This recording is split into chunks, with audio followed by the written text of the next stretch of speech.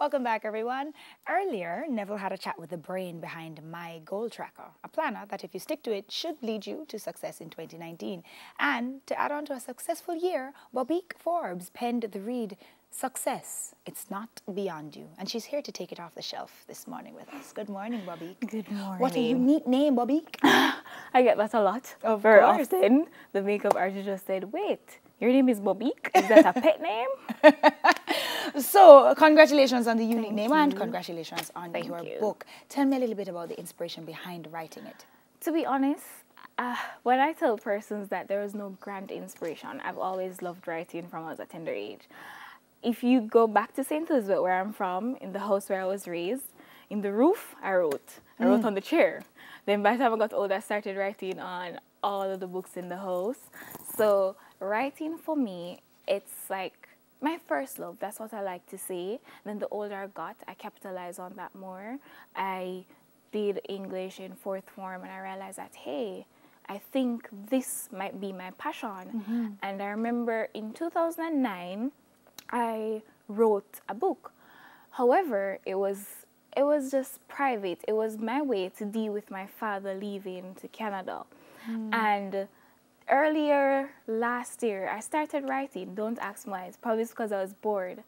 And I realized that while writing, I said, you know what? I could use this opportunity, not thinking I'd get this book published, but if someone needs to take my laptop and they said, okay, what are you working on? They can read it and be inspired. It's just thoughts that basically how I was raised, things that I've learned from others, I was writing that down. And I remember browsing through my email, saw the book that I wrote in 2009, and I was like, wow, it's similar path. It's just that it's a 2009 Bobby versus a 2017 and then everything just came Bobby. together. So I merged them.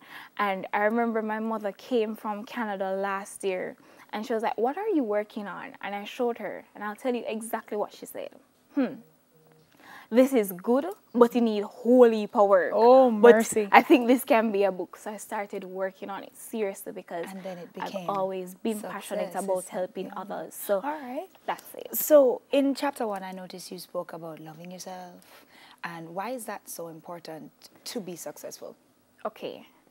Loving yourself. I started the book with this chapter because by talking to a lot of persons my age, older, even way older than I am, I've realized that a lot of persons, they struggle with accepting who they are. And as such, they don't believe that they are capable of achieving certain things. They don't believe that they're worthy of achieving certain things. And in order for you to be successful, you have to first be comfortable with yourself. You have to first be happy with you. You have to first know that, hey, I'm not perfect. If I fail at this, I can go at it again. So for me, loving yourself is so important, not to the point where you're going to be conceited or selfish, but you need to accept who you are in order to move forward. All right. So I know that in here you talk about excellence. You just spoke about perfection, and now you're talking about excellence. The book is not a very long read, as you can see. It's right down to the point and the nitty-gritty of it. And you spoke about excellence. What does my background have to do with me being excellent? How can failure be a part of excellence? Okay, your background. I believe that excellence, it's not culture bias. Your background really has nothing to do with you achieving excellence. It's your mindset. So if you have a mindset where you say, you know what, I am going to do this with God's help and with just the right influence, you can achieve it. Failure. At first, I'm going to be honest, I don't do well with failure. And that was something that I had to learn to accept that, listen. There is a whole chapter in here. Yes, there is. You will fail at times, but sometimes failing is actually the best thing to happen to you.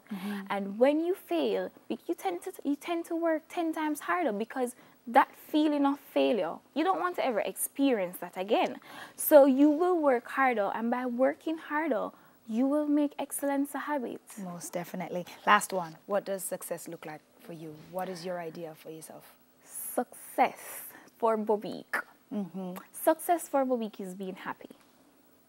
And being happy is being able to help others, being able to be a friend, being able to put God first and to just let him lead and to tap into my talent so that I might be an inspiration to whoever I come across. That's success for Bobby. Wonderful. And everybody has different goals for success.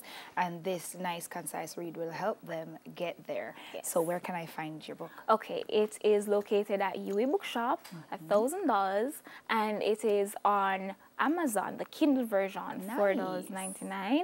And also you can check out my Instagram page, Sin by Book. So you can DM me or email, call. The info is all on the Instagram page. And in case you are overseas, I can basically send a copy through DHL. Yes, if you can't get it. Yes, if you can't get it via All right, Amazon. guys. She is a student of psychology and IR. It's her final year, and so she's more than qualified to tell us a little bit about success.